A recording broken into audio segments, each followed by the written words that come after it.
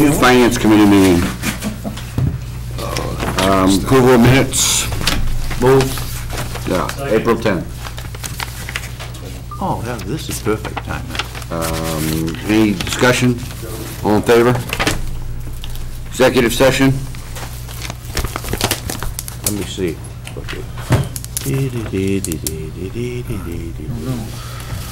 Move. Discussion? Approved April 17th.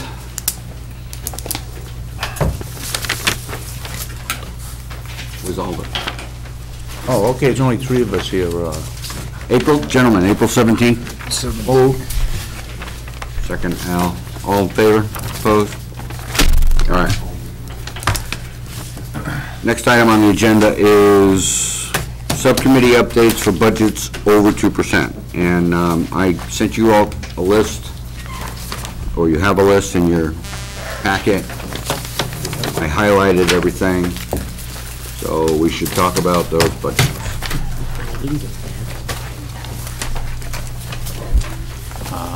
You guys all got Article 4, I assume? Yeah. All right, first budget that's over is the town accountant's budget, and that was strictly salary updates. 4% over. We'll pass the treasurers in a minute for a little bit. General government went up 2%, so that was okay. Legal department went up 8%, and I think he wanted some supplies, or I forgot, actually.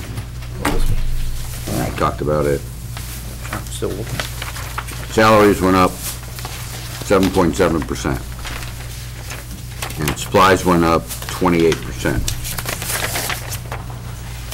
So the department went up a total of 8.4%. Were those supplies, Mr. Chairman, a one-time thing, or were they recurring? I think these are recurrent. Mr. Chairman, how did salaries go up 7%?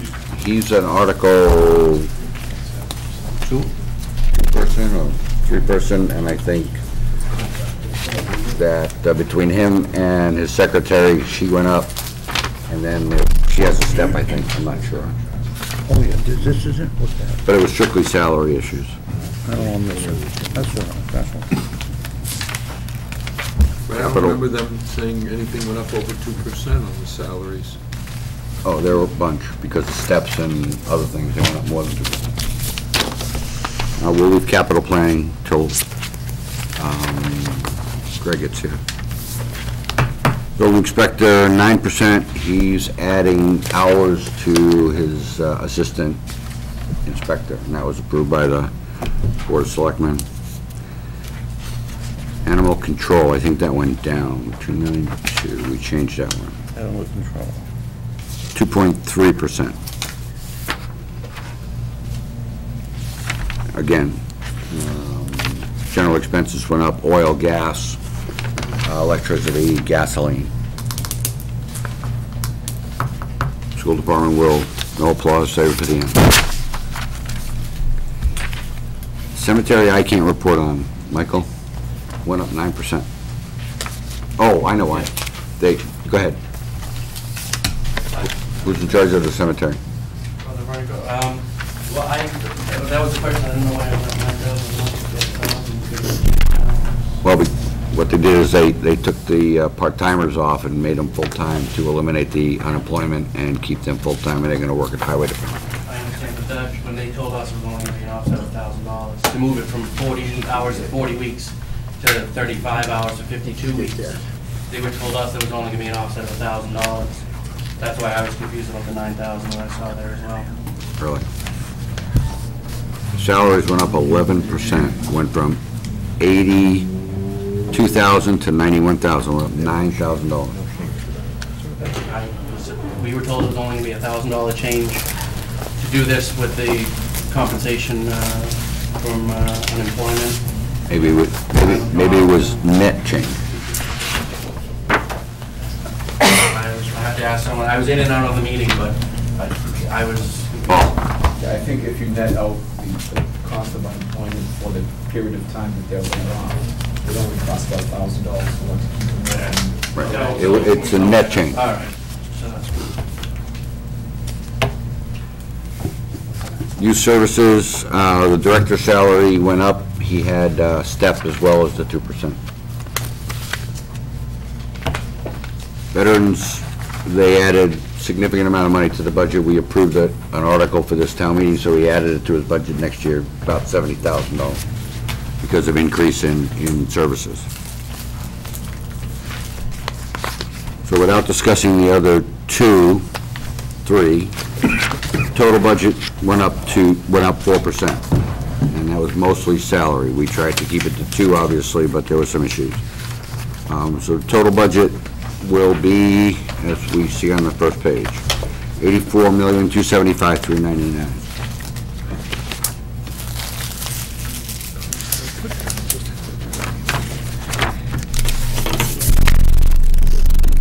All right, let's go back in schools here so we can talk about the school budget. School department. I think we sent out a whole bunch of information to you guys about that. And just to summarize very quickly, and then I'll let Kathy speak. Where did Bob go? He disappeared. All right.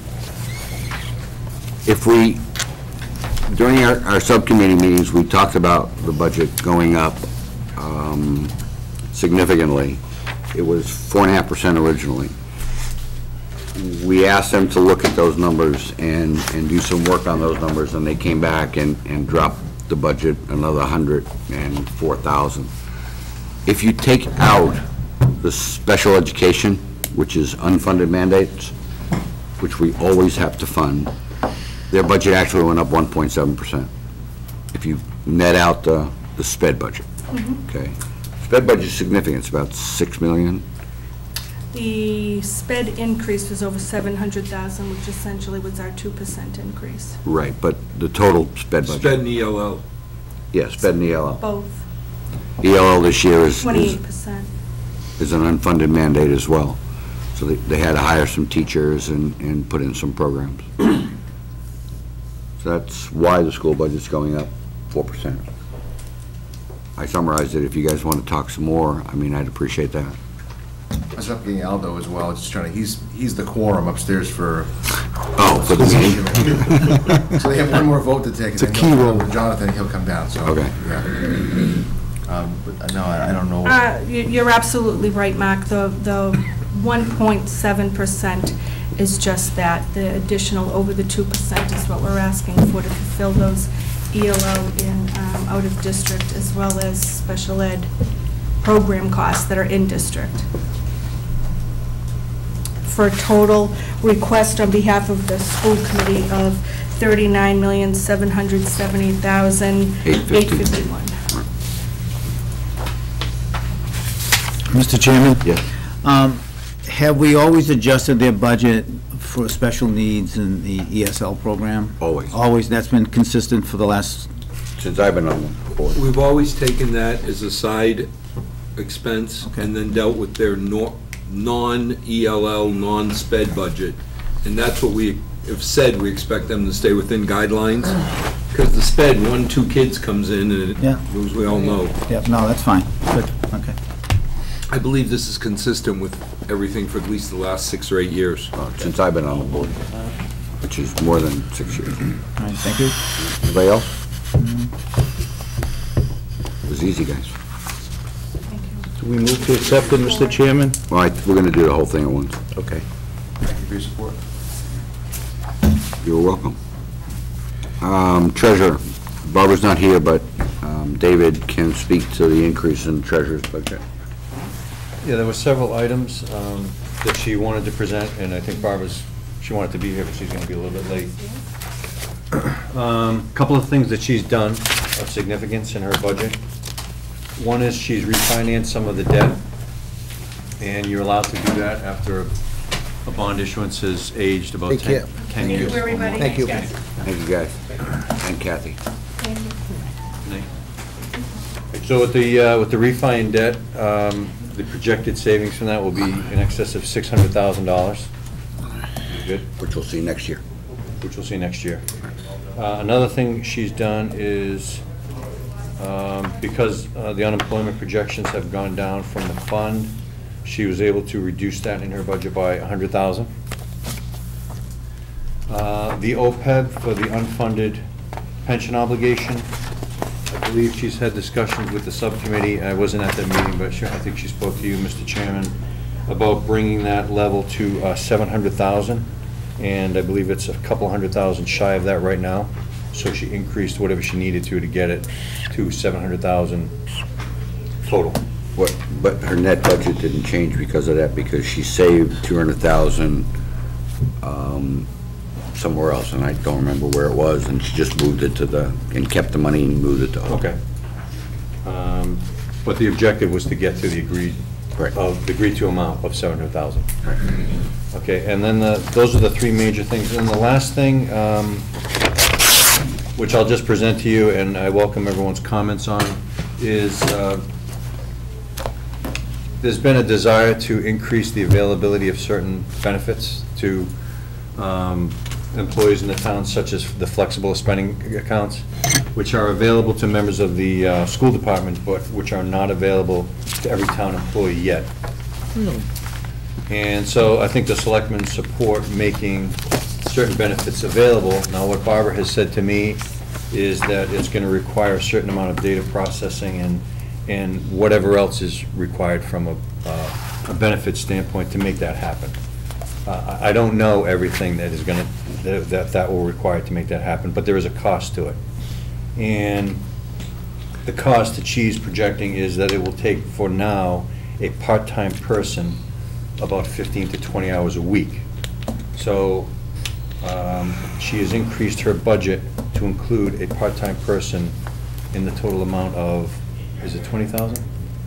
I think it's about $20,000. So I don't know how everyone feels about it. I actually would like to ask Barbara more about what that process entails, so that we can flesh it out, but so I can't really render an opinion on it, but that's what she's asking. Normally, when we've set up FSAs, you have to put in a certain amount of money. I don't know how it's done on municipal, so I guess I'm asking you to look into it. We had to put in a certain amount of money up front, because if, as an employee, let's just assume January 1st, I sign up for $2,000 to be taken out of my pay all year. If I have a $2,000 expense on January 2nd, it's paid in its entirety. Right. So there is, at least on the corporate side, the last two I've done, we had to put in a pot of money. Yes, liability. Because somebody could walk away. Now, technically, I guess you could sue them to get the money back, but it never happens. No. When people quit mid-year, if they've used up their FSA, it's gone and we pay it. Supposedly, the balance is at the end of the year, if you haven't used up all your FSA, then it falls into that kitty to take care of future liabilities. So my only question, really, I think it's a great program. I participate in it. I think it's wonderful, because you're paying for your medical and your child in pre-tax. So now the question becomes, is it medical or medical and child? How much is the upfront money, and where's it budgeted?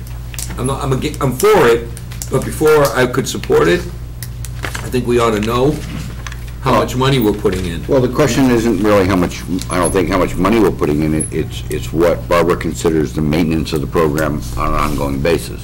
But Al's asking an additional question, I which is, understand. right.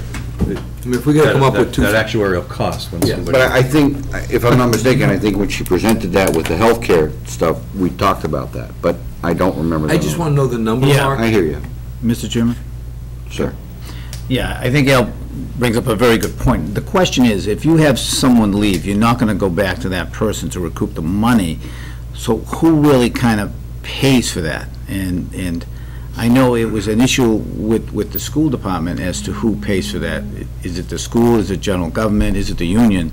So we should clarify that question as to who's going to pick up that shortfall. Does it just fall back into her budget? Well, I don't know, it's not in her budget.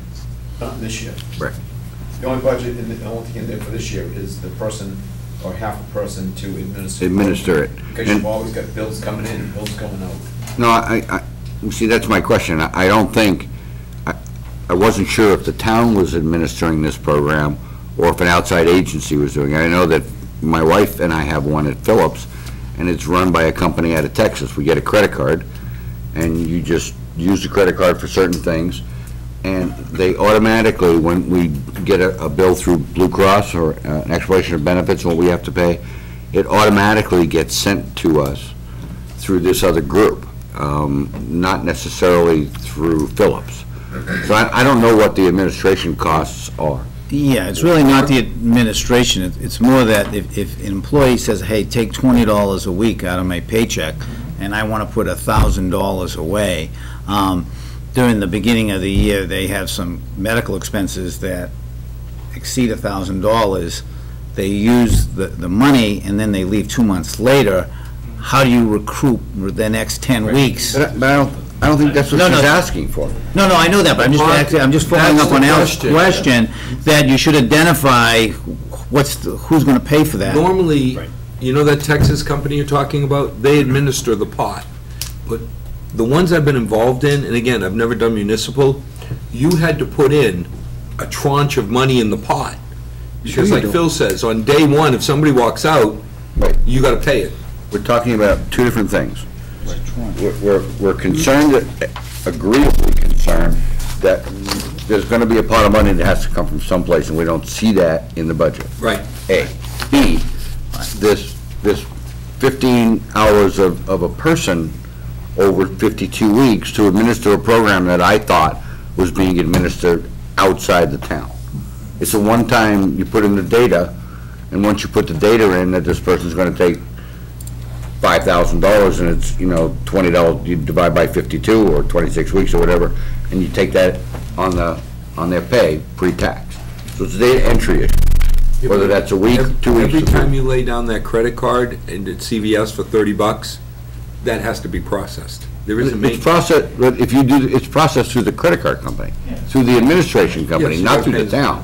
The real question, Mr. Chairman, is does the town have to pay an administrative fee to a company that's going to administer the... Oh, there's a couple of issues we have. I mean, right now, that's where the budget stands, and That's a real pro comment, that worrying about someone, getting $2,000 and leaving, seems to be a small issue. Right. Would you withhold the last paycheck of the person, right, to get the reimbursement?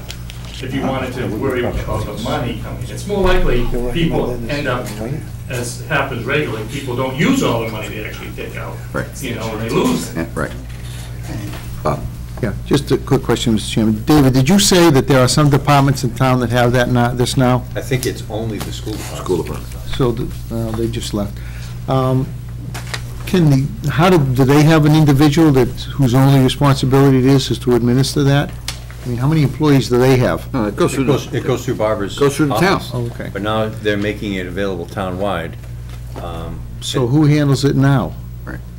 It's the In Barbara's, I guess it's an unfair question to you, but there was a group of people today, I don't know what the number is, but that group is being cared for by someone in the town accountant's office, correct? Treasurer's office. Treasurer's office, thank you. So, what's the change? Right. How many more people? Right. I And guess those are think, questions for Barbara. I think we have to ask that to But Barbara. I think, I agree with one of the other members, is that the issue is not how many people are gonna leave and owe the town or someone else money. I think that's a very, very small percentage. Right. It's It really does about- happen. If one group of people are getting this service, the whole town should actually have the... Exactly. Right, and that's what's happening, and the question is there a pot of money that needs to be put aside somewhere, somehow? I mean, it must be in the... Yeah, how much, where, et cetera. I assume there's some kind of an actuarial recommendation when they do something like Oh, this. sure. And it's the other question I wanted to ask, since Al brought it up, was, I don't know if you have to follow, and Phil might know this, I don't know if you have to follow the federal guidelines all the way to the maximum available. It used to be 5,000. And then I think with legislation, it came down last year to 2,500.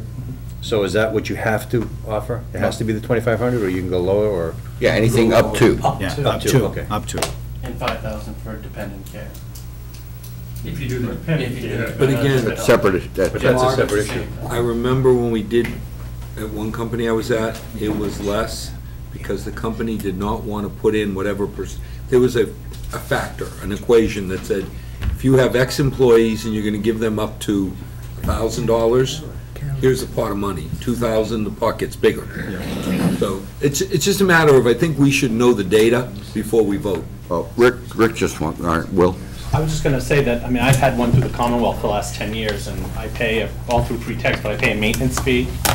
I pay a fee Really? for the debit card, Really? and then I take out the $2,500. Wow. Is that right? So it's the Benefit Strategies out of New Hampshire, which has the whole Commonwealth now. All right, Phillips, we don't have that.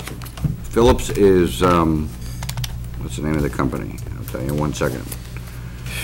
ADP, Yeah. out of Texas. There's no fee, and there's no charges for the card. And everything is handled through Blue Cross, through Vision Care, through the dental. And when we, like I said, when I get an explanation of benefits, it's a net cost to me, and 2 days later, it appears in my checking account from this account. See, they keep ours, as state employees, they keep ours separate.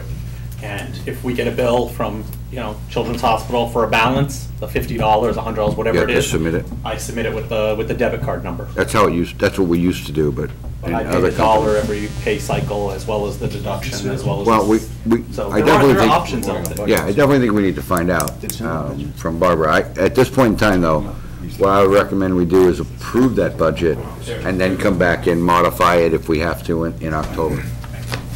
That's typically what we do to augment or decrement budgets. Do you want me to move to Yeah, accept? yeah. I'll move. Well, what I want to do you actually wanna is do it talk at the about the end? whole thing and Okay, do the that's whole fine. budget, okay? We don't have one left to talk about. And Greg is here, so we can talk about CIC budget. Ready for that now? Please. There's a couple things that we would like to talk about. First, you guys have a report to distribute to the, or go over with the committee? The one that I emailed you guys. Yeah, I'd like to talk, why don't you talk about that first? Sure. Generalize. Yeah. Well, You guys all know Greg? so Greg Johnson, Chair of the CIC, for those of you who don't know me. I think the report pretty much speaks for itself. First page, the nut meat of it really comes down to that last paragraph where we mentioned that, all the capital improvements that came before our committee for this town meeting have been favorably recommended. Top of the next page, where we actually list out the ranking orders. This ranking was based on the DOR's capital improvement manual that they have, and so it has about 6 different categories. I've listed them into the report under here, under note I, lowercase I, if you want to get a feel for what are the criteria. But the order that shakes out when you apply that criteria is presented there at the top.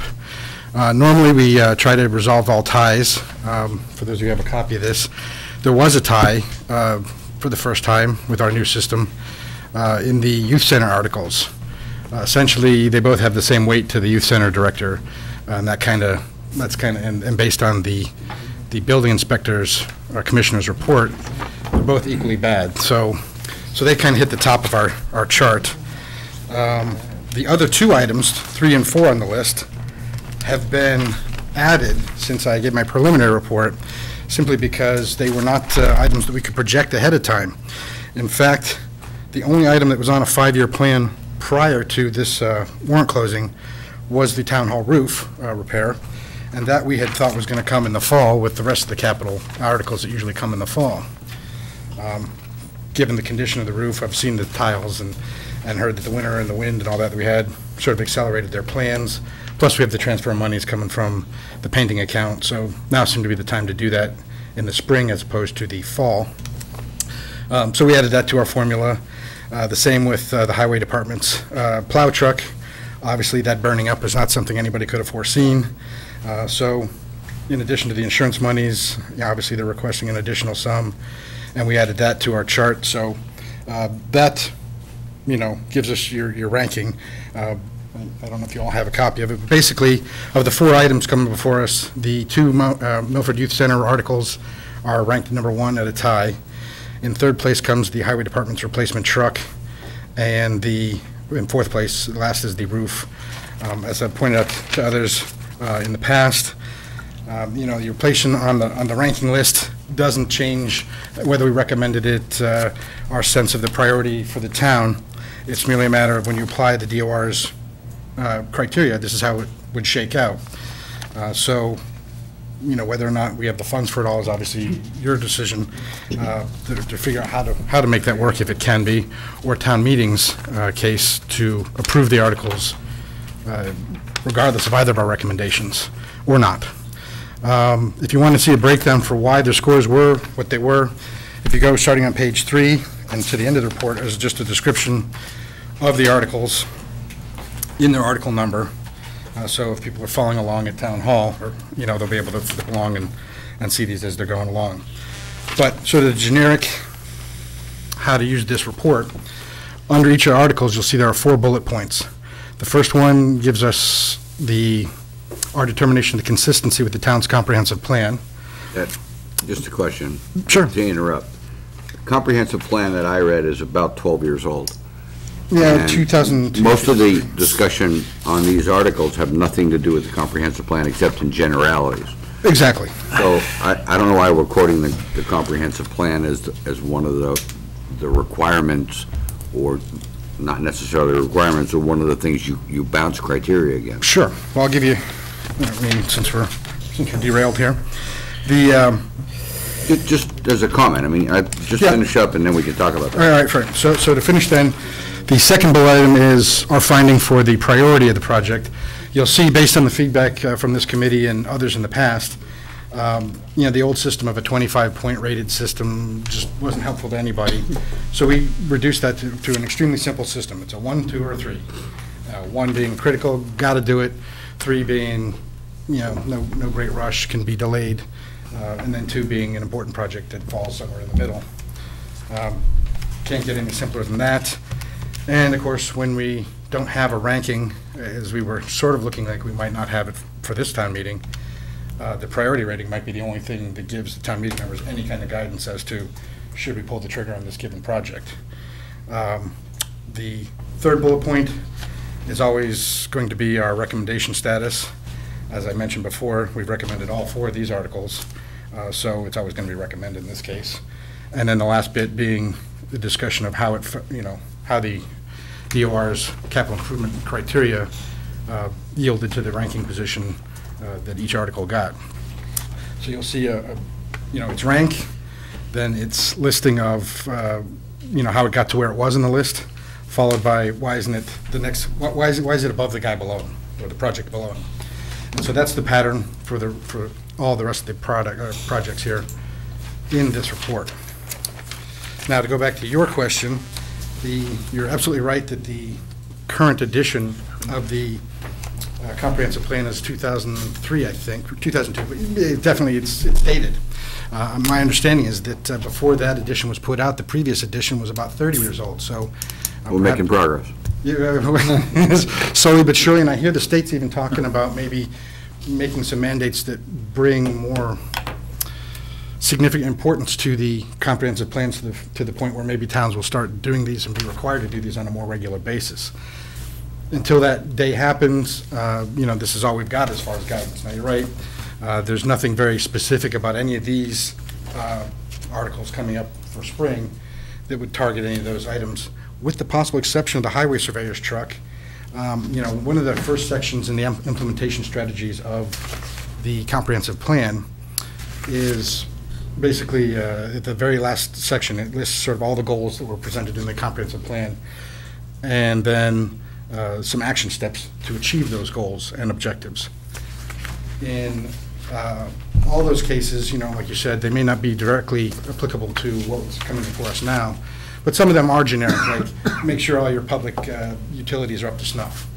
I'm sort of paraphrasing it, obviously, it doesn't say it quite No, like but that. that's what I'm talking about. I mean, you know, you gotta Figure maintain the something the out. roads, you gotta maintain. The buildings. You got the buildings, you gotta plow the roads, you gotta maintain conservation property. So the comprehensive plan, when it was done, and this committee reviewed that plan and actually funded that plan, well, what we needed to fund, was a very good plan for projecting basically how much conservation land and how much building we're gonna do in this town to keep the town at a reasonable level. And all the rest of the stuff, you know, you gotta have a fire department, you gotta have a police department, you gotta keep the roads clean. So my recommendation is that it just confuses people.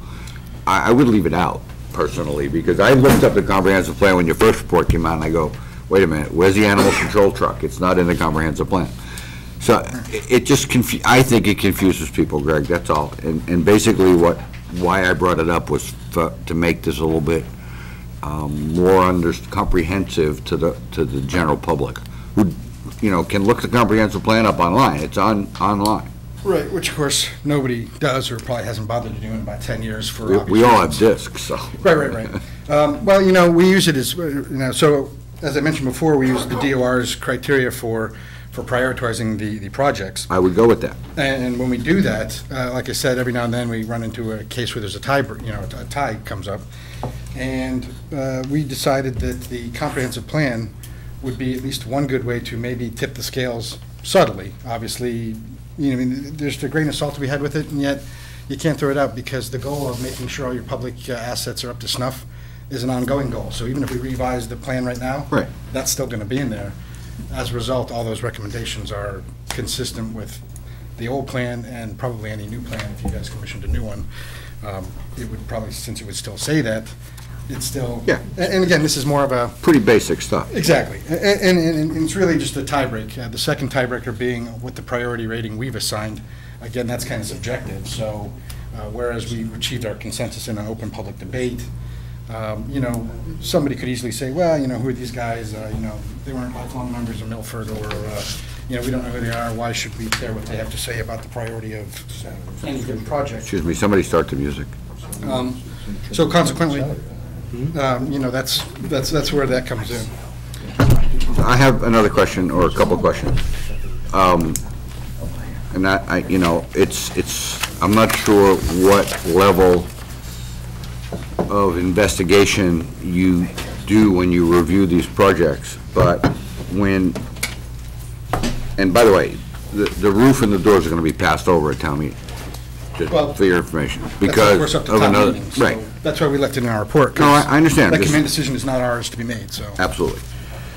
The question I have is on the flat roof. I spent some time with the building inspector, and we discussed what the flat roof could cost. Right. This number is short by about a third. So Well- it's probably, and that's not your fault. No. I mean, they put in 70,000, which will replace next to nothing on that roof. It's about $22 a square foot is what John told me. Well, it's my understanding the Youth Commission, or the Youth Center itself, fielded some bids and got some quotes.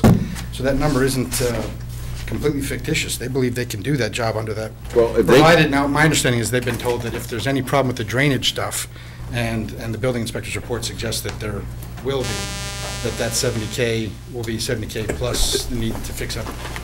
Yeah, and what about the underlayment? They have no idea, and the insulation and the But they have drainage none is of right. those. Because if that number's right, they told us when we went over it, the architect engineering $300,000 Architecture. article, which you guys didn't review, by the way, and I want to ask why, It doesn't fall under our charter. It's an it's a engineering expense and for a architecture. building. Okay, We didn't write the bylaw. We tried to rewrite the bylaw, but that obviously didn't happen yet.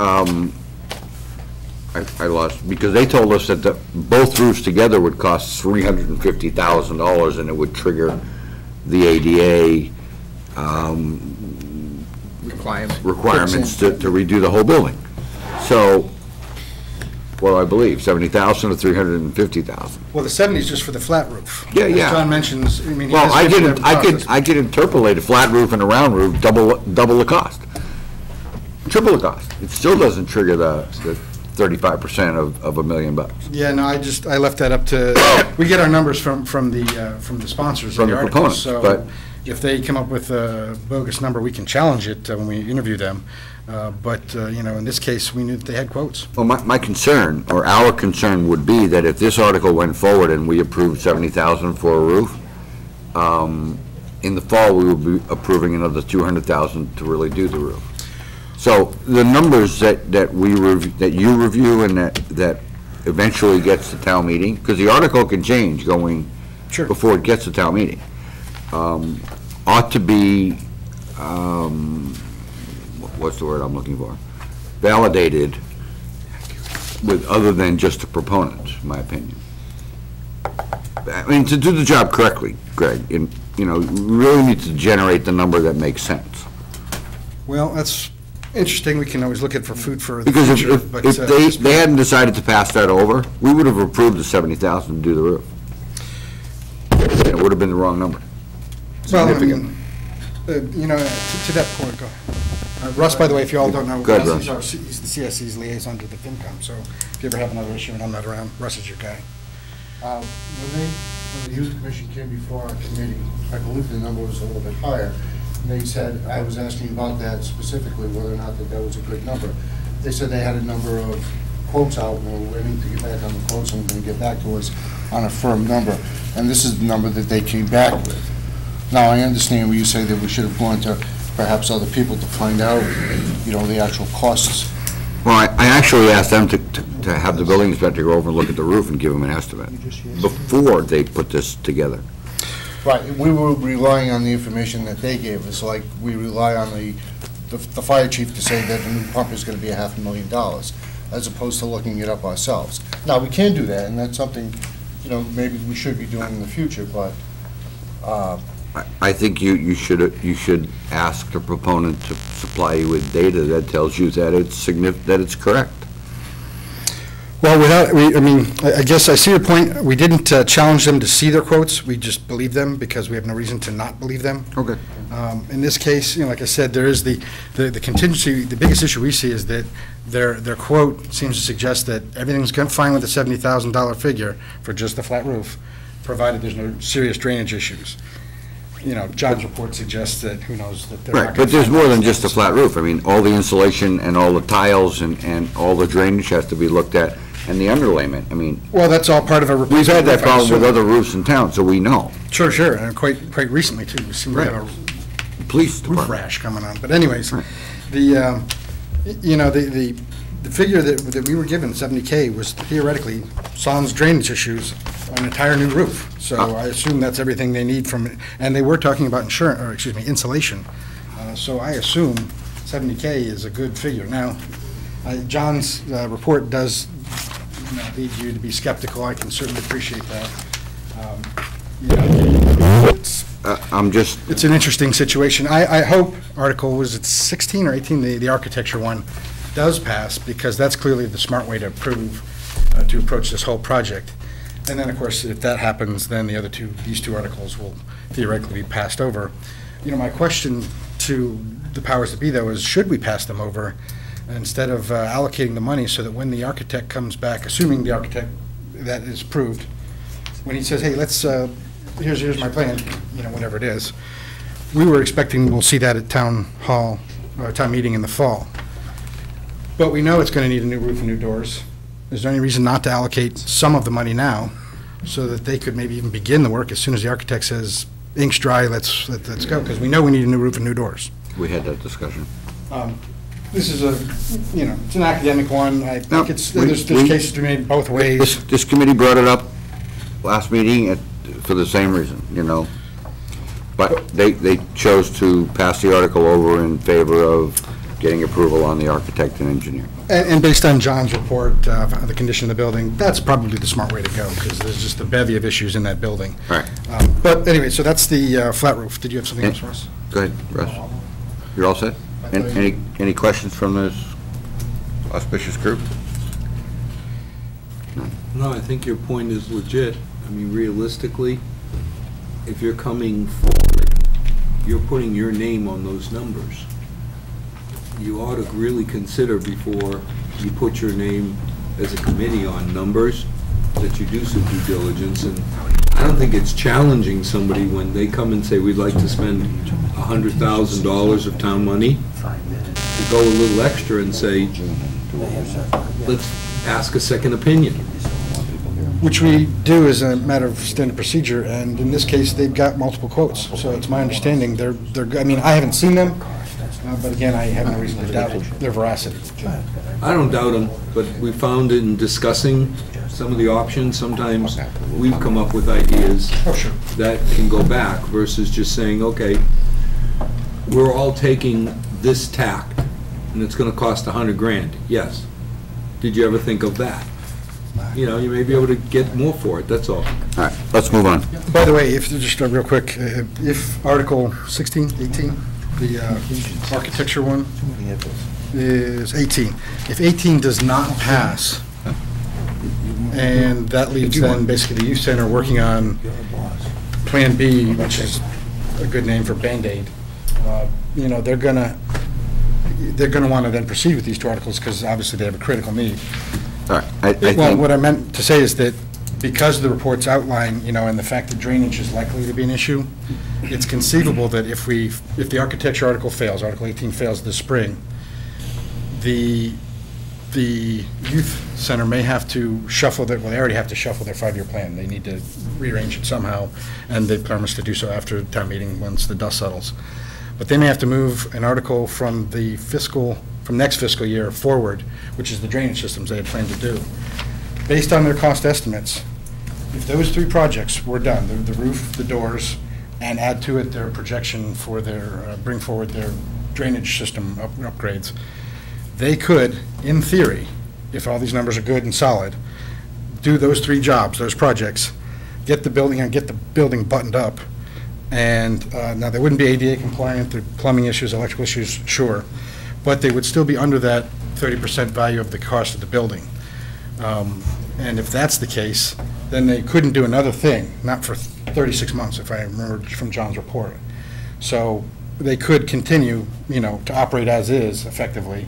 There may be issues with, you know, accessibility for some people, but, you know, nothing more than what they already have now.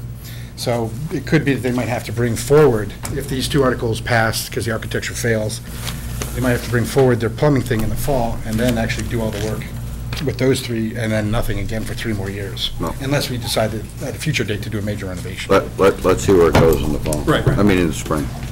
All right. The other 2 things that I wanted to talk about was your FY13 budget overage. Yep. And we had an article to transfer money out of salary account into expense account for $389 or something like that you were over budget. The question I have is, when this committee has a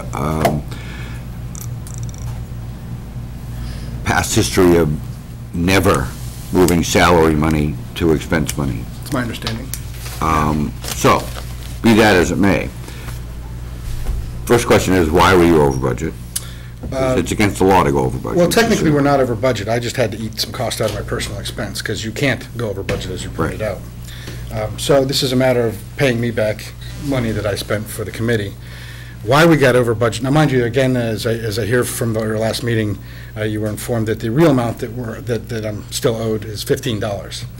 But I can't collect that because it's $15 more. The total we spent for our report for fall's town meeting came in at $340. As you know, our current budget is for general expenses $325, hence the $15 discrepancy.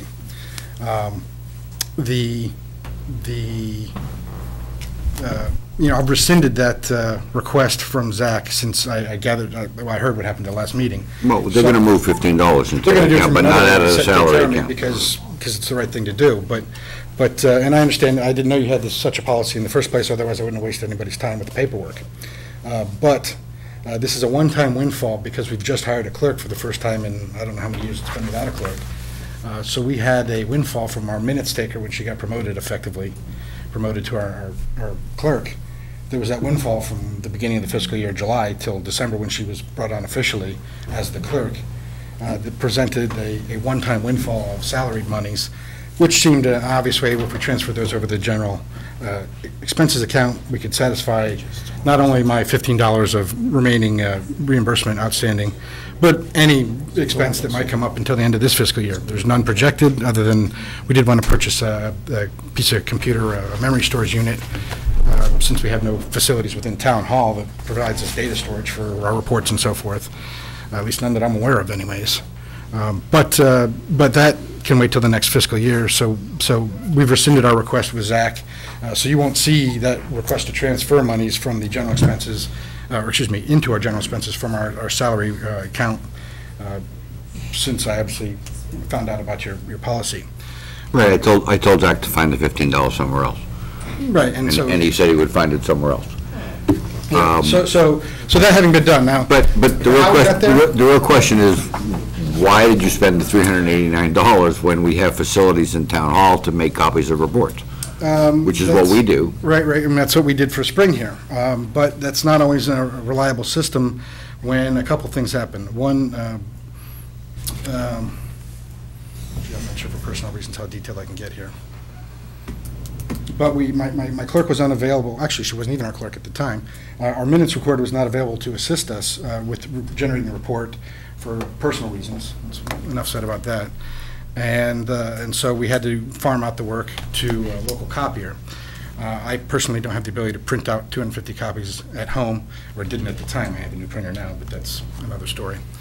So we printed out a copy, and the copy that the town normally uses, apparently the gentleman who runs that establishment was off on a medical leave himself. So that put us in a bind, and we had to use Staples. So it just, when I have a copy of the receipts, it's just what it costs to print out 250 reports of the nature that we produce for town meeting. Came up just shy of that. Within 3 days of town meeting, the town moderator reviewed our article for revising our bylaw language, Article 18, and he felt that a different tactic would be more prudent. That required a rerun of one of the appendixes to my report. Effectively, I created 2 reports for fall. So I used up an entire year's worth of budget. Just so you know, when we have to run reports, it's very rare that Paul sends a report out unless we are under major time constraint. I will come in and run reports, Diana will come in and run reports, and everybody on this committee will come in and run reports. This building is open all night. Sure. Okay, so there's 2 copy machines, you can run reports. That's what we do, and... We didn't have the time. That was the primary concern, Okay. is that we had to have it... So that's why you increased your budget $500 for next year? Well, basically, we have the receipts that show that we spent $340 just to produce a report for fall. If we ever figured out that, hey, if this happens again to the next guy or a future iteration of the committee, this could happen twice a year. He figures a standard, 2 reports a year. So we took that figure, doubled it, and then we figured, well, we might need envelopes and some postage too. So we just kind of rounded the figure up and added $500 to it. And mind you, I've since become aware, I guess, that all the committees in town have the same $325 general expense budget. But I also found out that this body, the FinCom, has 4 different budget items, and its general expenses is still in excess of the number we're asking for. Since you guys produce a report with the same frequency as we do, I figured that should satisfy. I mean, if you're curious about the cost, I've got the receipts, and that's what it We do other costs. things with our expense budget. No, I didn't say you didn't. But the point is these are the numbers you have, and so we're all talking about maybe a 325. Hey, Mark.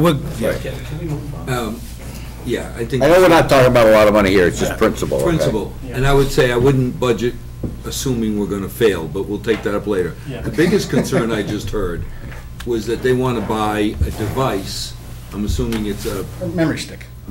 A stick, to keep the town reports out of the town hall. That, Greg, candidly, that worries me, because I think public reports ought to be kept in our town servers. Oh, they are. And, But if I could, please.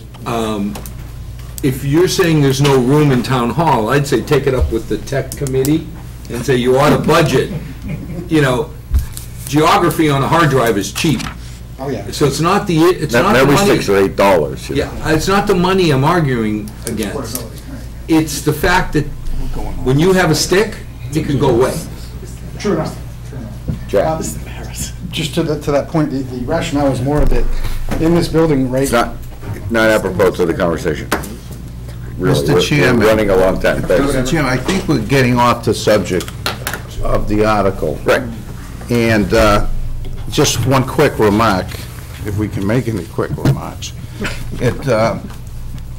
You said that once you have the 70,000, start to do the roof, if you run into some other problems, right, and they'll need immediate repairs, where would you get the money to make those immediate repairs that would be greater than the $70,000 that you have allocated? Sure. Have you got an explanation for that? I don't want to put you on the spot, Sure, but no, I'm just I mean, getting. it's a better question for the youth center and the youth commission. Right. But, For the youth but That's really besides good. that, the answer, as I projected ahead, is that they can move forward one of their articles for drainage, which is the only linchpin that I could see being the monkey wrench, rather, in this current work. In which case, they'd have to bring it up in You the have to fall understand. and delay everything until. No, you have to understand Jack's question. The question is, source of funding. Where are we going to get the money if we have to get it in a hurry? That's his question. Well, And that's not you can't answer that, okay? Then my thought is that the obvious answer is that they will have to put a hold on whatever work they start until they get more authorization, whether they choose to do that at a special town meeting or a Right. regular special town meeting is their call. All right, so we're still talking about your budget, and the question is, why are you going up $500? Make sure that I never have to come back to answer that And question. the answer is you don't go up 17% on your budget. That's the answer from this committee. It's 2%. Well, if you choose to, go ahead. Go ahead, Russ. Because of the way the committee gets its information and the timelines, most of the time that I've been on the committee, we've tried to use all of the facilities available of the town to get all of our printing done, to get all of our material out, perhaps with the town clerk, as we did in this particular town meeting. However, based on the circumstances that occurred last year, we weren't able to get all of our reports done in time to go out, let me finish, please, to go out with the town clerk's information. So therefore, we had to print it separately, and I'm just getting to the point to answer your question. We had to put it on the seats, and that's neither here nor there.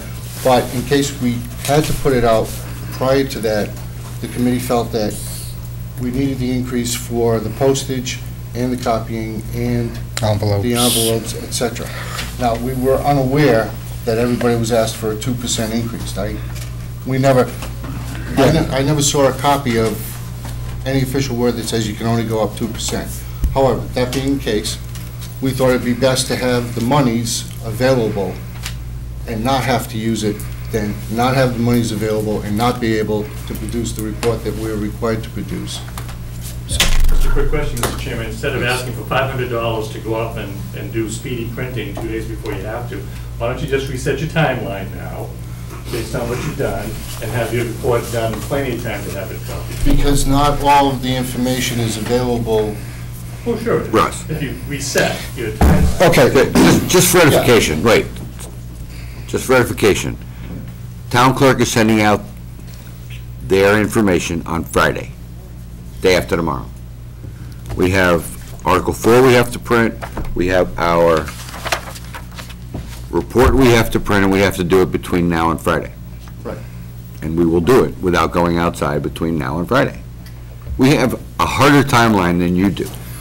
So I don't see any excuse for going outside to print. And it's principle. I know we're not talking about a lot of money here. It's just, And I understand that, but in this town meeting, that's true, but in the last town meeting. okay, over the dam. We're talking about next year's budget. Right. That's why we're talking about it. Right. But in the special town meeting in the fall that happened last year, our committee still has to wait until the final warrants are approved by the selectmen before we can, according to our bylaws, because there could be an article in there asking for money that would come before the committee. Spring is a perfect Until- case. Now, we have our 5-year plan, so we should know that everything is coming up. But if Scott loses another truck 1 day before the end of the close of the warrant, at the end of next year, we're gonna have to know about that. We're gonna have that meeting. It was a very tight timeline last year, that's why, What's the pleasure of the committee? so. With all due respect, we have this, I think we work off the same warrant. I think we work off the same Timeline. timeline. Not quite. Okay. I'll disagree, because I believe I'll there be able to was explain it when we one get- town warrant and one set of mailings.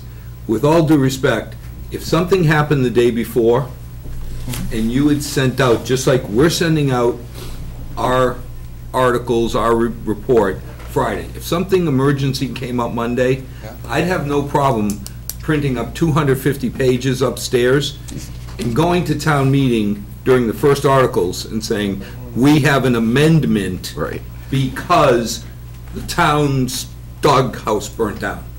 So, you know, again, I really just have a fundamental problem with budgeting for failure, because if we did that, I shudder to think how much money Right. would be, I don't get it. I really don't get, that's all, Russ. I mean, honestly, we're on the same game. It stinks. Paul is gonna be busting his chops. Oh, I'll be I'm here. typing as we go to make sure that everything's done. It's crunch time, and there's no way around it. There's no question. And spending money to avoid Oh. crunch time just fundamentally bothers me. Yeah, when I said that we're sort of not on the same schedule, because as you know, obviously, we're on the same town meeting schedule. What's the pleasure of the committee? We could reduce the budget by 500, or we leave it as is? I can't support planning for failure. I just can't do it. Can I interject? We're not planning for failure, we're planning to do the job. If we have the ability to do it at less cost, that is a success, a bonus. But to say that it's a failure to print the report and hand it out on chairs, which, like you were saying, if you have an amendment, I had an amendment, so I was on chairs dishing out the We've report. done it for years. So my point being is that when you can't do it through the regular, in this building here, and it happens, it did last to us, you can call that, programming for failure, but I call that getting the job done. And if I could do it for less, I will. As a matter of fact, my track record shows that we have every other time except for last fall. So if we bump up our monies here, if we bump up our monies as we request, then we're going to find out that more of that money just goes back to the general fund. Correct. But we also don't have to come back for this kind I of think hearing. that's the exact reason why I would be against it, is because of what he just said. It's only happened once. Why should we start putting it in the budget thinking it's gonna happen all the time? This I mean, you just proved the point on why I feel Right. that you can't include the 500. David? Yeah, I was just gonna say the same thing. 9 times out of 10, you don't need it, so why would we budget for it? And the one time you do need it, or whatever it is, Yeah. 20%, put it on the chair. Yeah. There's something called Miller's Law. It's a very, very technical law that I've heard passed. it, but it's been so many years. It's Please very refresh. technical. The law states, and it's not Murphy's Law. If it only happened once, it didn't happen. Okay? So that's, and I've been proving that for years. So, Paul, you had a question? Yeah, just one thought to keep in mind, other departments typically have other line items where if they need money, if something comes up unexpectedly, they have enough money in their direct expense budget. This particular committee has only one line item, so I'm not for or against it, I'm just explaining other departments may plan that if a computer dies, I need $600 in there to replace it, but it doesn't die, so that money gets turned back to free cash at the end of the year. So I think that the committee has made an oath, or are looking to, that they're not going to use it unless they need to, but if they need it, they don't have any other resources. And even our committee, we do have money in there for some things that we don't always use, but if, for example, the meetings that we go to, we book for 8 or 9 people to go, but typically only 3 or 4 go, but if everybody wants to go, we wouldn't have enough money for people to go. So, it is done in other departments, and we do it somewhat on our own. So just to throw that out there, but 500 increases, But if it happens, they can come back. How? Because that's what we tried to do, and we were told there's no money, so we can't. No. That's not what you were told. You were told that we couldn't transfer the money from the salary account to the expense account. That's what you were told. With all due respect, we do have emergency accounts. We have money. We've told, like the highway surveyor, when the big heater burnt out, Right. we said, go ahead, pay for it, try and absorb it. If you can't, come April or May, come before us, and they, if I remember, Shelley had 2 major problems. Right. She came before us and said, I covered one, but I need 19 grand for the other. The doors. The doors, it made sense, we gave them the money, $500. If you come back next year and say, this is what we did, we tried everything, it didn't work, makes sense, you give them the money. I just don't like putting it in, assuming it's gonna be a Right, problem. I mean, we're talking about copying documents. There's so many copiers in this town. Just go up to the school. They have like one in every office.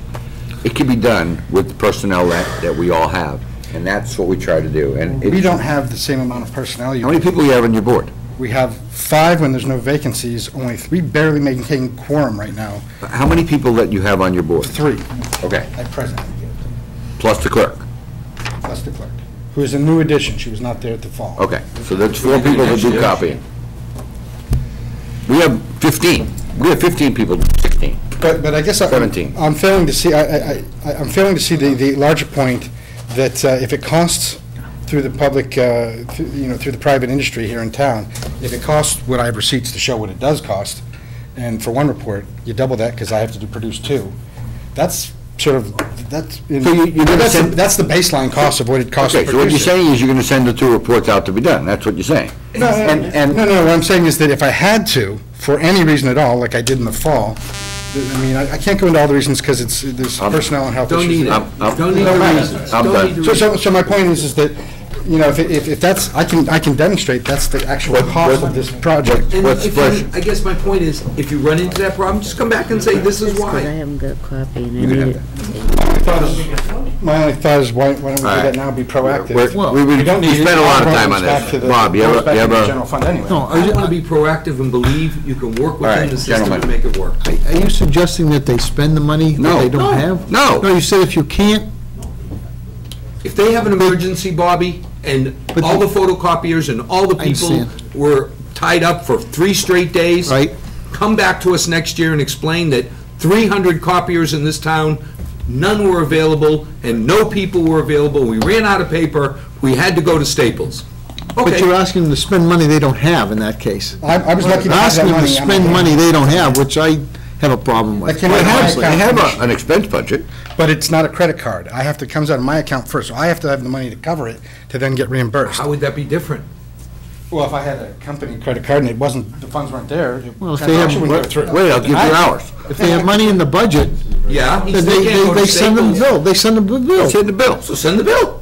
Well, we But they're couldn't do that with spending, Staples. they're Staples didn't have consciously that. spending money they don't have. Yeah. Guys. I'm not an advocate of that. This is, I mean, it's like half an hour on this subject.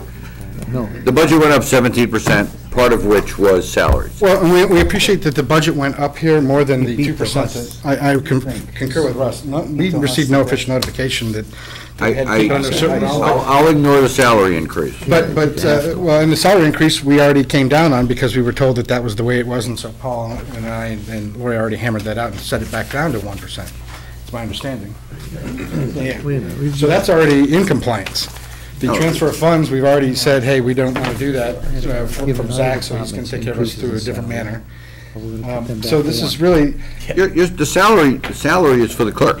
That's right. It's predetermined what that number is. Whatever it is, it is. sorry, but the COLA adjustment, we had thought it was the 2%, and so we had wrote it in that way, found out it was 1% We're not for arguing her. salary. Right, we're not arguing the salary. Well, so you said 70% jump in the budget, and, what well, obviously ours is going way above that. What are we arguing? Well, my point was real quick here. We were talking about percentages, and I understand your larger points on $80 million of percentage increases and so forth. But in a budget that we have, I mean, even a 100% increase in budget is still trivial to the larger budget. But it's also, I mean, the point being is that if you Listen. look at it as a matter of percentages, Listen. you're overlooking the The rationale. general expense budget went up 153%. That's right. Your overall budget went up 16.8%, 1% of which was a salary increase. Yeah. That's the discussion, all right? Well, and like And so this committee, I mean, what's the pleasure of the committee? We can let it go, or not. I can promise you, if you let it go through, this is what we've calculated to be the baseline. If we have to go out and can't do the work by ourselves or from within this building, that's what it costs. And mind you, we do not promise to do, or plan to do it that way wherever we can. I mean, we I don't know, plan to do it where we can. we're beating a dead All these horse. extra monies come back to Okay, the town. we gotta move on. And we don't have to go through the, well, What- my what- concern here is that I'm going to have a problem next fall. We have to move on. And then all of a sudden, within 24 hours of town meeting, I'm going to get a notification, oh, this article changed, or you have to do something else, change your report. Way it goes. And I have no money to do the Call the, plan. with all Way it due goes. respect, call the chairman like anybody else with trees and dogs, and they call the chairman, they say, I have an emergency. And my response is, go do it. I need to And we'll take care of spend it. $200. Well, The chairman will give you his word, you go forward. We were told this Mr. was not an Chairman. emergency Yes. situation, so. Bill. Look, I think we've talked about this for a half hour. At one point, it was $15. Now this is what, $500? No, this was for last year. Now it's this is what, $500 for next year. $500? You know, we do have a huge budget, and, you know, we have $700,000 items that go flying through here. It's- I realize that you're making a point on principle. Principle. But I would make a point on good faith, to show some good faith to CIC, to give them some room, because they don't have alternatives, and all other budgets do have some wiggle room in them, just in the interest of good faith to approve the increase. Pleasure of the board. Make a motion. I move we approve the increase. I'll second it, Phil.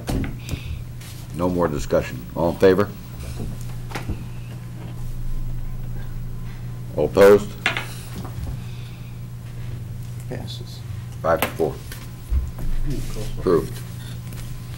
Thank you. I was going to vote the other way, Mr. Chairman, but Mr. Sierra McCauley made a very compelling argument, so I felt inclined to switch my vote. Doesn't matter. A switch in time saves 9. I did not, I did not Toothpaste is vote. out of the Okay. tube. Mr. Chairman, I think. But we'll review your budget next year and see how much Yes. money you return. Agreed. Right, You return to the Chairman, general fund. agreed. I Okay. think they should try to use the town facility. Well, that's so what we we've been won't saying have all this. along. Well, we've Okay. done for years. We're done. Gentlemen, we have an $84,275,399 budget to approve. Total increase in budget is 4%. I'm looking for a motion. We had the highway 5,000. There was a note that we Nope, had- taken out. that was taken out. Absolutely. That was a special transfer. Mark, I'm just saying, we had a note left open, Yeah, and we would discuss done. that. Budget. We need to approve the budget. in total. The total budget, $84,275,399. Move, Mr. Chairman. Second. 4% increase. All in favor? Opposed? Oh, my God. All right. All the time for now. I did have a question, Mr. Chairman. Sir, I did have a question. what? Well, I wanted to, now that Barbara is here, I really want to know what this OPE you wanna go back and appropriation. talk about Yeah, I it? wanted to talk about it. I mean, that is 700,000. Is that this supplemental retirement program? Yes. And how did we get to 700,000, and what have we funded in the past? And that's a huge number that I think we should discuss. Oh, go ahead. I don't disagree with you. So this past fiscal year, we appropriated 500,000. Okay, we appropriated 300,000 in last year's budget and another 200,000 last fall. So I am putting initially I put the 500 in, and when we looked at the numbers, I was still significantly below the target of the Finance Committee. So when the Finance department heads met to talk about the budget, we agreed it made sense to increase that line item by the 200 and avoid going back in the fall for extra money. And it was within the guidelines, so we thought it was something that was manageable and doable. So that was really the whole theory. And we agreed last year to put it in the budget as a budget item, because it's an unfunded liability that needs to start to get funded to some And then there degree. was 2 years back, and we decided not to fund it. That's Wasn't there an correct. issue 2 years ago, we didn't fund it? 2 years ago, we no. funded 200,000. 200? Before that, we But said no. Before that, you That's said correct. no. No, So okay. we've gone from 2 to 5 to 7. To 7, okay. Okay, And and then- the annual funding requirement is $5.2 million. Now, it's 5 or 6 million is in the 914 budget, because that's what we pay for retiree benefits. So we're already funding that. This 700 brings us up to the 3. or slightly over that, 3.3. So we're getting there, but we're getting there slowly. And what is the target again, Barbara? The target is Well, there's a lot of targets. Yeah, that's what I was trying There's a to- lot of targets. Based on the current laws, the liability is valued at $58 million. But there's a lot of proposed legislation at the state level that is geared to bring that liability down. Yeah. The most significant of those proposals are for anybody that retires before the age of 62, that they would not be eligible for health insurance until they turned 62, even if they were collecting a pension. Bob? Yes, Mr. Chairman, thank you. I seem to recall, and if my memory is unclear or incorrect, when we first talked about this, I thought, Barbara, you agreed to gather some data of surrounding towns to see what their unfunded liability was and what they were doing to address that issue. Is that, We do you do recall have, that? we do have a lot of data, and I have spoken to Mark and John Kelly in the past that the financial person that I use would be more than thrilled to come in to talk to the Finance Committee and present. He's collected a lot of the data, actually, because he has several towns that he's using, and he knows of other towns. You know, they're constantly, you know, surveying this stuff. So they have a list that's quite compelling and complete, and it shows, you know, who's making a lot of effort, who's making a minimal effort. I'm not suggesting we bring them in. I think if somebody could give us some data that we could look Why don't we have at. them in June? Let's have them in June, After if town that's meeting? possible. That's Yeah. fine. I Yeah, mean, it's just after give town me a meeting. I'm date. curious to know that we did talk about It's- that. We did, and it's an ongoing issue that we have to deal with, and we talked about funding it and how much we were gonna fund it and Yeah, what we weren't gonna That's fund, a so. big number every year. Yeah, well, Mr. Chairman, I mean, the 700,000 is a big number, and, you know, fortunately, we can handle that. Yeah. You know, but it would be nice to have someone come in and just give us the overview, and we can see where we're headed with this. Yeah, I think that would be appropriate, and if the chairman wants to provide me with a date, I can schedule that appointment. And they said, you know, they'd be willing to come any evening. Okay. Well, next meeting in June, we'll put it on the agenda. All right, fine, Second Wednesday. just let me know, you know, if you could email me tomorrow the date of the planned next meeting so that I can email them sooner rather than later. 10th, I think. Second Wednesday. Second Wednesday, okay, Mr. all right. Chairman? I think it's the 10th. We'll look at that. Sir, I'm sorry, you're done? good. Barbara, I did go over your other points that we talked about. The Yeah. one that we just kind of want a little bit more explanation on, since you're here, Right after my birthday. is the part-time position to help implement the benefits program. Okay, so, it's not just the FSA program, but it did come up when I was presenting the idea of expanding the FSA program to the Board of Selectmen.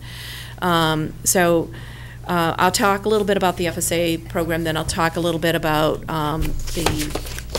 what the new person would be doing. So 2 years ago, or when the contract was settled with the teachers' union, there was an agreement to provide them with this FSA benefit. And that was implemented this past September 2012, when the contract went into effect. And basically, at the time, what the agreement with the teachers' union was is that they would pay the setup fees, and the employees would pay the maintenance fees, the monthly maintenance fees, and that we would offer both the healthcare savings, healthcare flexible spending account and the dependent care flexible spending account. That program has run very well this first year. The IAC, when we met with them to look at the new rates for the new year, said, gee, it would be nice if we could have that program available to all employees. And so I had a conversation with Town Council Moody. He didn't see that there'd be an issue with expanding the program with other employees, even though the contract was still in effect with the teachers. I didn't know if that would be possible as long as the teachers' contract, and he didn't see that as an issue. I voiced my concern with Town Council Moody about, you know, the health spending money is available on the first day of the program. So if somebody has a severe health problem, spends their allotment for the year, say it's $1,000, and then leaves the company 3 months later before they've contributed the $1,000, then the town's left with that risk. So we talked about that risk and how to minimize that risk, and we decided that we would limit the participation of the program to employees who work 35 or 40 hours a week. We have a significant amount of turnover at the 30-hour position, particularly in the school department with a lot of the aides, because I guess in comparison that what the hourly rate Milford's paying is less than neighboring towns. So there's been a significant turnover of people, and that would be an administrative nightmare to try to track. So that's why we limited it, and we think that doing that will limit the risk to the town. In presenting that idea to the selectmen, they knew that my office just recently absorbed all the work for the new ICE program, where you do the e-verify of all the documentations to make sure all the employees are U.S. citizens or have proper documentation to be able to work for the town. In addition to that, a lot of what goes on in my office used to be much simpler, because we would receive paper from new employees, we'd review paperwork for completeness, and we'd mail it to somebody, and they'd do the data entry, and then we'd get a report to verify. Now we're logging into the different health insurance companies doing the data entry for that. We have to log into the state to report new hires. We have to log into this e-verify. We log into the state plans for the deferred comp and the OBRA to add new people to that. So, and every employee requires us to log into 4 or 5 or 6 different systems, depending upon what that employee is signing up for benefits or what they're required to do. And it's gotten to the point where we've kind of hit the wall, and the payroll person works a full day, and the assistant town treasurer is also helping with doing that effort, and we're having trouble keeping our head above water. Now, I had also been working with Town Council Moody to implement a biweekly payroll, and we had that pretty well underway, with the exception of the police department. It was in the contract. They asked to go to arbitration. We went to arbitration and we lost. So I can't implement that for another 3 years. And we just can't stay afloat for 3 more years. We've been trying for the last year and a half to stay afloat, thinking that we were going to have relief from the biweekly payroll, and that didn't happen. So in talking to the selectmen, I said I think a 15-hour position would allow us to share the responsibilities, and between the 2 people that I mentioned and this 3rd employee, and be able to normalize some of the workload for those 2 folks and the new person. So, any questions? Yeah, Mr. Chairman, Barbara, how many employees are we talking about for the 125 plan? I mean, how many in the school system are doing it? The first year, there wasn't as many. I think the number came in at 24. Oh, really? Okay. That's all? That's all. There's a lot of fear. It's that, well, there's a couple of things. They're paying the maintenance fee. Yeah. So you have to have expenses, enough expenses to make the tax savings worthwhile, because it's going to cost you $60 for the year for the maintenance fee. And the risk, if you don't spend it, you lose it, right, is something else that people aren't ready to take on. So it did grow so far. This year, the number of teachers that have enrolled is at 38, And with us broadening it to more employees, I think that program will start to take off. And I'm estimating this year we'll probably have 50. Yeah, I guess where I was headed, thinking that there was a significant number of school and subsequently town employees to be enrolled, that I know, a lot of programs are outsourced, because the administration of those plans is a lot of work. Clearly, and if you get up to a certain number, outsourcing, I think, is something that should be considered. And the monthly fees go up, so, if the town's not willing to absorb those monthly fees and the employees have to absorb more of a fee, then, I think the cost benefit is something else that, we have to weigh in on. Yeah. So, we're trying to do this at the least expense to the employees to incent them to join. I think there was more interest this year once people became familiar with the new health insurance. That was a big change this year, and people didn't realize how much out of pocket they were going to be spending. Yeah, I mean, given the number of enrollees, yeah, outsourcing certainly doesn't make sense at this point. No. Yeah. Mm-hmm. Anything else? Al? So if I'm a teacher and I'm getting insurance, I'm paying so much a month for my insurance, I'm not having that automatically taken out pre-tax? No, you are. Oh, okay. Yeah. So it's just the incremental that... Right, yes, because we went from a plan where you paid $20 for an office visit, no matter which doctor you went to, no deductible, and a 3-tier prescription, to a plan that you pay $20 for an office visit, and then specialists are tiered $25, $35, $45, and there's a deductible. No, I was just So, curious, because... It's a big change. We've been involved where the minute you took and paid, your part of insurance, you automatically became part of the FSA because that was taken out pre-tax. Right. So that was my only concern, is if people aren't paying for their monthly insurance pre-tax. No, they are, and the FSA program's also pre-tax. Chris? Yep. Mr. Chairman.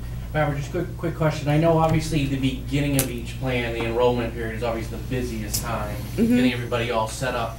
But the workload doesn't drop off considerably during the year. I mean, I understand in the beginning you might need, of course, need someone, because enrollment period is very busy. But as the year goes on, you think the... Right. Well, the work off in that plan may drop off, but we have the open enrollment May 1st. So we have a lot of changes in health and dental and life, and, when you have the FSA in May 1st. So that's one crunch. And then come September 1st, with all the new people, all the new teachers coming in, and all the changes at the school department, we have another wave. Last year, that wave went on well into the fall with the teacher aides, because as soon as the word started spreading that some of the neighboring towns were paying more, there was a lot of movement. So that's my question. So it's not like this window here and this window here. You're telling me it's pretty constant. It is a prolonged time. Come January 1st, we have the open enrollment for the seniors, so we have that going on.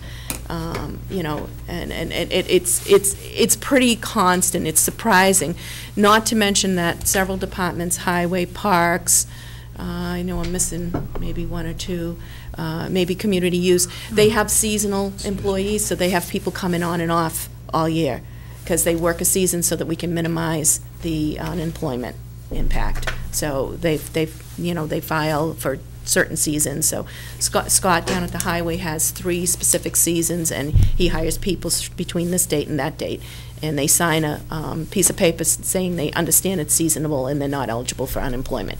That way we keep them off the unemployment rolls. So, I mean, we have a lot of stuff going on.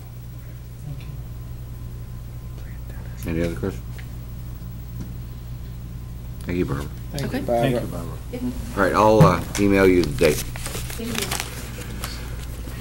All right, we're just about done. We have 3 articles left to discuss. Article 28 and Article 30. Article 28 is establishing that capital stabilization account I talked about. Yeah, that's great.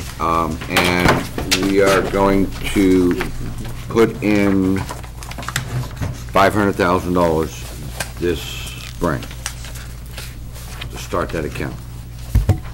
And it's going to come from free cash. Everybody have a copy of the, Yeah. Yep. where the money's coming from chart? No, Yes. I don't have a card. Oh. All right, I need it for my minutes. any, need a motion? I do have a question. Oh, you want to have a question? Go ahead. Yeah. We have to do a motion in a second. And this is- Yeah, second. Okay. Any Go ahead. discussion? Any discussion? Phil? Mr. Chairman? Yeah. In terms of the 500,000 going into long-term debt, No, it's not long-term debt. long-term debt, yes. No, no. Oh, this It's is going into capital, this okay. new capital, short-term capital stabilization account. It's not going into the $10 million account. Yeah, and I guess my question is, we are appropriating another 500,000. No, we'll talk about that in a minute. That's what it says on the sheet, though. That's what it says on this, yeah. No. It says Long-term debt. No. stabilization transfer, 500. Article 30. Well, it's not long-term debt, gentlemen. I have to change the name. It's short-term capital stabilization account, okay? Number 27. Number 28. The sheet, it's 20, the way it's labeled on the sheet is incorrect. 20, I know. it does say Short-term, but the long-term. motion will say short-term capital. All right, so that is capital. Right, that's And- 500,000. And then we have, and maybe I'm running ahead here, we have another 500,000 here that we're appropriating, and it says, That's next year. This is for Yeah. the spring right now, okay, but you're right. okay, all right, But different, and I'll talk about that. yeah. Any discussion on 28? All in favor? Opposed? Thank you. All right, Article 30. Article 30, we were going to put 250,000 into the normal stabilization account. Okay. The $10 million stabilization account. We're going to pass that article over in favor of Article 37, which actually will transfer 600,000 into the stabilization account. And that money's coming from the health insurance, excess health insurance that we get. It was a return on the investment that we get back, I guess. So that should be 600. Paul? Two separate numbers? Yeah, two separate numbers from two separate health accounts. I think one piece of it is that reserve. Oh, that debt. reserve So account, one piece right. of it is Yeah. a piece that was reserved for debt for, it has Right. to do with the difference in bond Right. premium that you pay. And that was never used to pay the debt because we didn't need it, so that money now is available for additional. That's the 370, that was the 376. There's money that's in the general fund that's reserved for debt.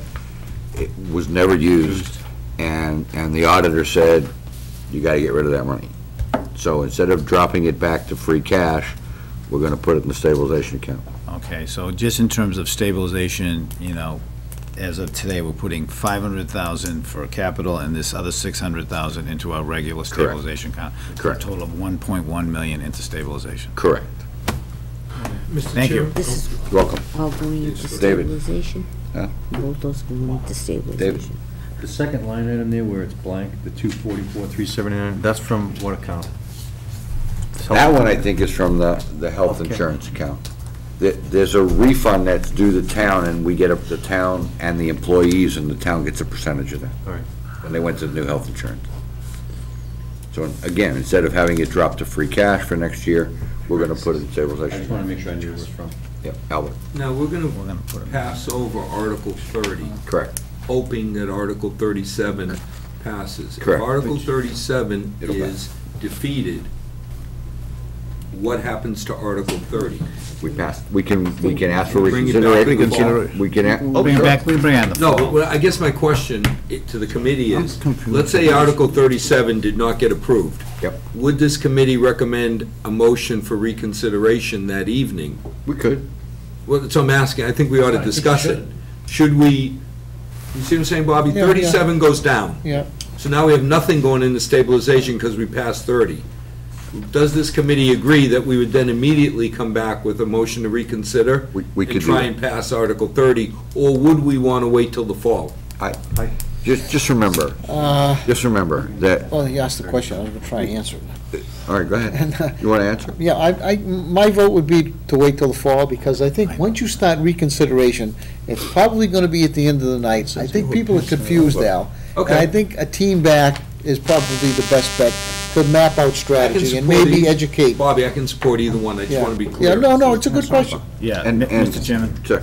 Yeah, and I think, Al, in the fall, we'll know what free cash is for the Yeah, current that's a good year, point. so we'll really have a better handle in terms of where we're at. Good point. We don't normally put money into stabilization account in the No. spring. In the We spring. always do it in the fall. That's why it threw me off. This should pass. Right, because we had significant amount of free cash and a significant amount of levy capacity, I felt that we should put some of that money in these two accounts right now to cover ourselves going forward, Yeah, because no, it's- you know we're going to attack that stabilization account with the school. So Yep.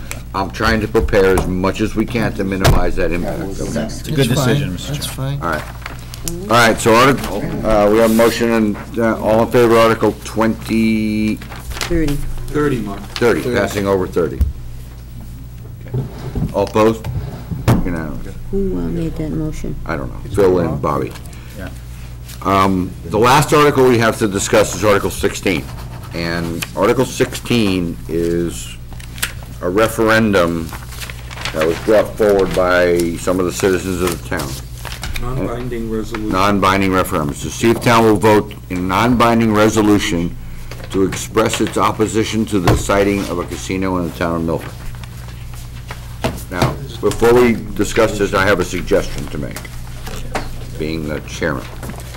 I suggest that when that article comes up and they ask for the FinCom recommendation, we recommend that they pass the article over in favor of waiting till we have a proposal on the table and it goes to the full town to vote, full citizens. Yeah, Mr. That'll be Chairman. my recommendation. Yeah, I couldn't agree more. I mean, we don't have any, know. we don't We know have no anything. We idea. don't have any How can we information. have nothing? I think to take a position at this stage would really not make any sense. Vote on something that doesn't exist, doesn't feel right. Right. But if they refuse to pass the article over, then we have to give an opinion. Unfavorable. Refer to sponsor. Well, we have to vote on it. Sponsor. Refer to sponsor. So didn't we say earlier this year that we're gonna take a position on all the articles? We Correct. stopped doing that other than in the streets. Citizens, I mean, Right, we took a position for the sponsor. Yeah, I mean, I think we would vote unfavorably. Well, make the motion. Sure. I think out of Two respect for the motions. person who sponsored the article, we should ask him to come forward for the record. So- But it's more than one person. But it's Mr. Morrison is the leader, so if we can just ask Mr. Morrison to come to the microphone. Mr. Morrison? He's not here, so for the record, we did ask him, and so I recommend that we do pass it over. That's kind of irregular. Did we invite him? Yeah, that's right. Take a position. I mean, come on. Roberts is Yes. alive and well at the finance committee. I move we vote unfavorable. Yeah, I second. Let's go. All in favor? You made that, right? Opposed? Well, I still want, you're not opposed to voting unfavorable? I am opposed to voting unfavorable, yes. Okay. But I would like to take a motion on what I said earlier, fine. that will be the first proposal I That's- make. We'll take a vote on that, I'm fine with that. We'll make the motion, please. I make a motion that our first recommendation is that we pass over the article, That they pass over the article. that the article be passed over town meeting. In favor of going for a full vote when we have When something we on the have table. some information. I'll second that. Okay. Any discussion on that?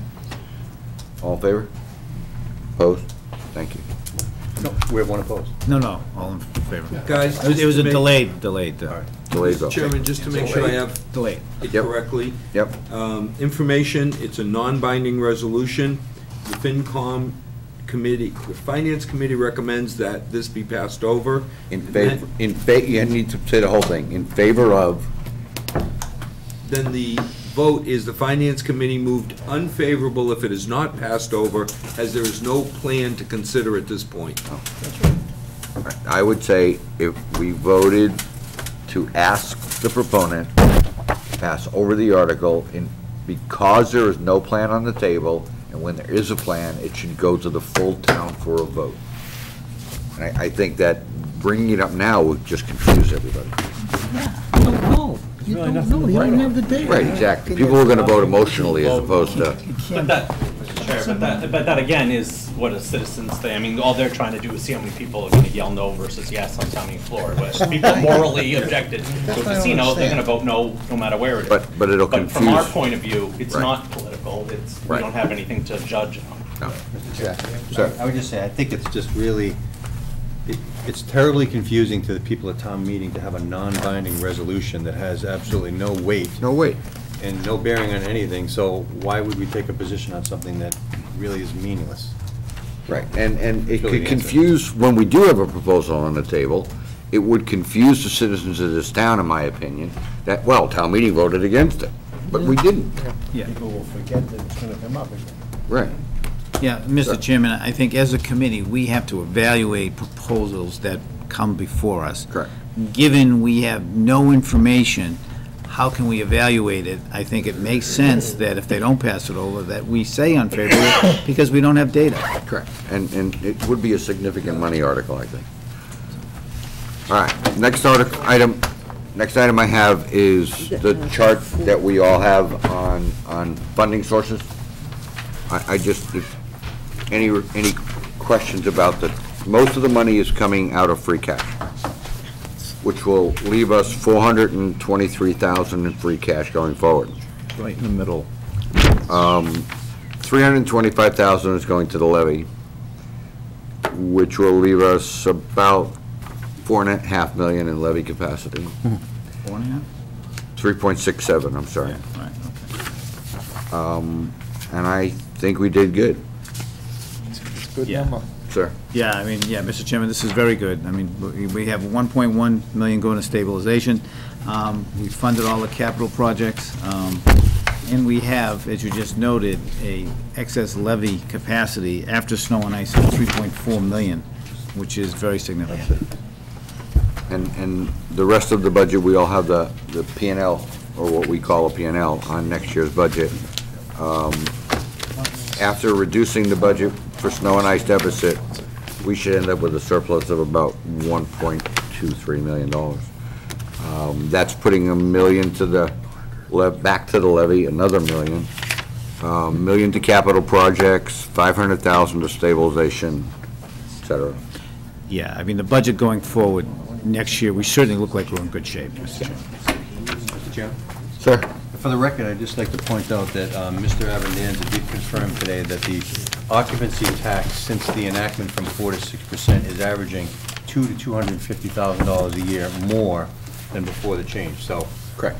I think that, hotel occupancy then? yes, I think that was a great move. Yeah, and I brought that up at last town meeting, actually, because it went up $250,000. And we should thank Big Mr. deal. DeVita for coming up with that proposal. That's Awesome. right. Awesome. No, there's no I in teamwork. It's That's a right. team. Yeah, We're a team. Lion team. We're a team. Teamwork. Phil said that. Who said that? It cost him $20, right? I need a few seconds. All right, Yeah, is there, I just have one other comment. well, I'm up to, on this or old business? No, just on the budget. On this? Okay, go ahead. You know, the other thing to note on the budget, and I happened to talk to Paul earlier, in terms of cherry sheet revenue, you know, we're only estimating some 200, I think, if you look at the detail, Yeah, it's pretty flat. yeah, 200,000 greater than last year. Now, the initial governor's proposal was basically $2 million greater than last year's budget. Correct. The House version is this 228, we're going with that, but even that could be greater depending on what the governor does. Right. So, We'll take everything we can get. I just wanted to make that point, Mr. Chairman. And when we started the budget process, if you'll recall, we level funded the revenue. So we pretty much were a conservative group here, and that's, again, what I'll present at town Yeah, meeting. and that's the point, the revenue. I keep putting up the same slide, you know, it's how we budget. As long as the slide points positive, That's nobody's right, gonna complain. nobody's gonna complain. Okay, any old business? Any new business? Yes, Mr. Chairman. I need to have people that will fill the positions that the Finance Committee has annually. Executive Committee, 3 members, Oh, you want it? We're Chairman voting. and Vice Chairman. Say that Now, again. I've heard from Mr. Correa and Mr. Tenaro with regards to Executive Committee. But ladies and lady and gentlemen, that's it. How many people are on the executive committee? Three. Oh, just The, three, and you have chairman and two? the vice chairman are, Ex officio. their part as ex officio as a result of their position. So, I need to have names that I can put forth in June. Don't everybody jump at once now. You two. For the executive committee. And I'll put Aldo Shaky into nomination, For what? For what? the executive committee. You have three, sir. You only need three. I have three. You have three? Yeah, you're one, Al Carrera is two, and Mr. Marginelli is... going for I thought he was going to be the chair. Is that what you're gonna be, the chair? Should you go for chair? You didn't tell me that, you said executive committee. Mark, what are you doing? We done? No, I wanna know the names here. Well, no. TV. Oh, all right. Aldo? Move to adjourn? Somebody, If he doesn't Second. go- All in favor? Opposed? Okay.